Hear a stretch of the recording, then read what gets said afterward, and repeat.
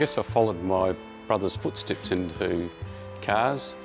My big brother was someone to follow, so I followed him, and we were always looking out the back window, picking cars and seeing what they were and talking about them.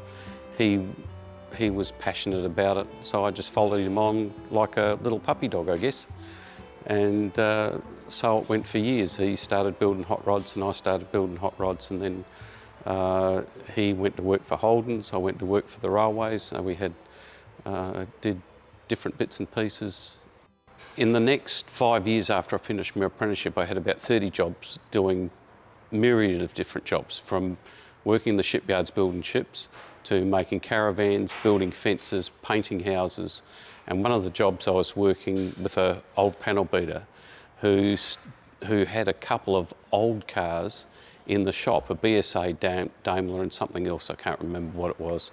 And I just loved the idea, like metalworking I was fascinated with in any case, even when I was doing my apprenticeship.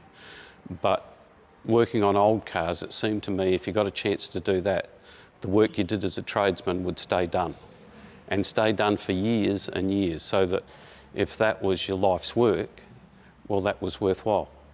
And that really appealed to me. And I did love the idea of bodywork. It's very creative. It's very artistic. Shape and style really appealed to me.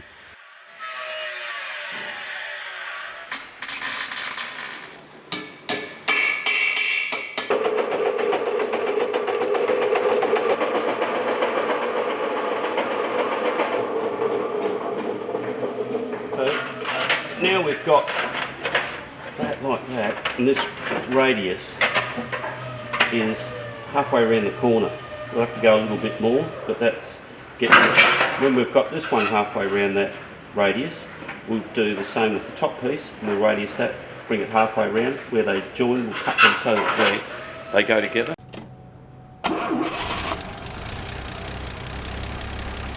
On the engineering side of the cars, I love the engineering, the different engineering in all the cars.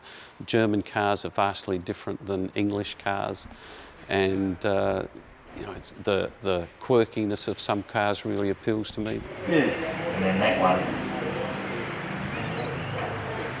you need this much for in front of this. Well, we've got enough to do that. We haven't got enough to do this bit. All the different types of builds are fascinating, and I had a real desire to learn as much as I could. I read tons and tons of books. Running board. See there? Yeah. So we've got the running boards now. Yeah. Does look. I guess it's the same. Started in my back shed. You know, sort of 2-car garage that just fitted me in, and I did some crash jobs at home. I was a backyarder and did some crash jobs, while I still did some other part-time jobs or full-time jobs. And all the time I was improving my skills. I didn't really have people to show me, I had to learn myself. Someone gave me a 1928 rugby to do, rugby tourer. So it was a typical 1928 car. It was an open top, 4-seater, 4 doors, 4-cylinder motor, and did the bodywork, cut the rust out of it, welded it in, new bits, and then did the paintwork on it myself and put it back together myself. I remember being 25 or 6 and writing on an A4 sheet on what I wanted to do. And I wanted to do restorations that I wanted to do, be recognised as one of the best restoration shops in Australia. And I wanted to have a team of people that I worked with, and I wanted to be doing exactly what I'm doing now. Yeah, so this is a radiator shell off the Fiat, and pretty dented, knocked around, and I put 40 hours of labour straightening it up, and then sent it off to the nickel platers, had it copper plated first, had another go at straightening it up, and filed it all over, and yeah, that's where 40 hours of labour really gets well spent.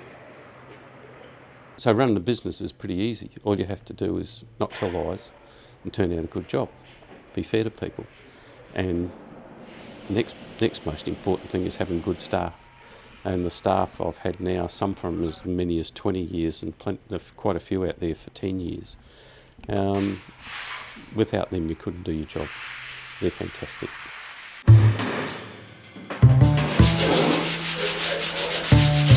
Let's take some more photos.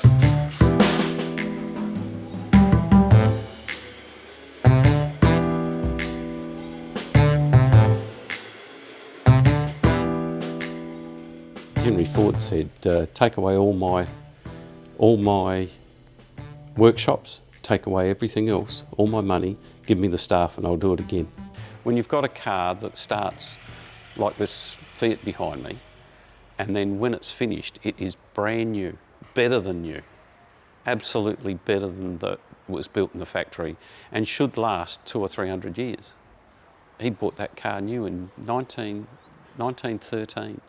You know, that was a big thing, and there was quite a few cars in Adelaide really early. They were always car people, and they're still more car orientated than any of the other states. It's an amazing thing.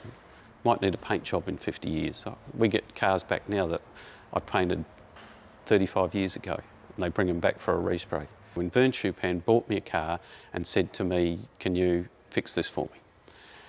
And being trusted with a Mercedes Gullwing, at the time it was the only one in Adelaide, and he trusted me to do his car. People like him really appreciate what you do. If you turn out a fantastic job, they appreciate every bit of it, and that's worth more to me than the money. It's never been about money. That was not in my list that I wrote, the A4 sheet. Money didn't get a mention, unfortunately.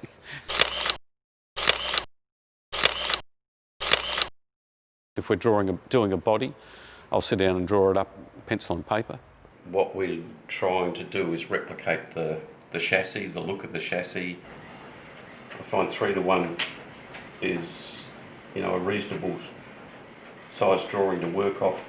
If you draw it up accurately, 10:1, blow it up 3:1, I can work off that to get it millimetre perfect. You'll see I've got all the measurements on here, so I can actually work off of this. And then work to that and build it exactly to the drawing, and it'll work. Even now, I still burn for doing more jobs. I'm 68, but I'd be happy doing this for another 20 years.